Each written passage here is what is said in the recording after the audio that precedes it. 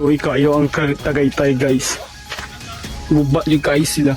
Gihulagway ni James Marcos ang pagkalusno sa bukid sa Purok Tagaytay ug Surang, New Aklan, Glan, Sarangani Province. Halos tuwa na sa ubos sa bukid nga nagka-landslide na himutang ang mga balay. Aduna pay nadatugan og yuta, adunay balay nga atop na lang ang makita na himutang kini sa hilit nga dapit sa Glan. Halos nalusno sab ang dakong bahin sa bukid sa Purok Kapliko, Barangay Aligado, Glan. Tuwaan na sab sa ubos nga bahin sa bukid ang mga balay. Sumala ni Remuel Diale kanhi sadya kaayo ang lugar ug dinhi magtapok ang mga tao, pero karon anaa na sa ubos sa bukid ang ilahang tapukanan tungod sa landslide nga epekto sa magnitude 7.8 nga linog. Sa sentrong bahin sa munisipalidad sa Glan, nagpuyo na sa tent ang mga tao. Gitukod kini sa Plaza Rizal sa poblasyon. Sa post ni Vice Mayor James Yap Jr. sa iyang FB page, gipaigmat niya ang katawhan nga namakwit ug magpabiling alerto. Gihatagan hinuon og hinabang ang mga naapektuhan sa kusog nga linog. Paul Palacio,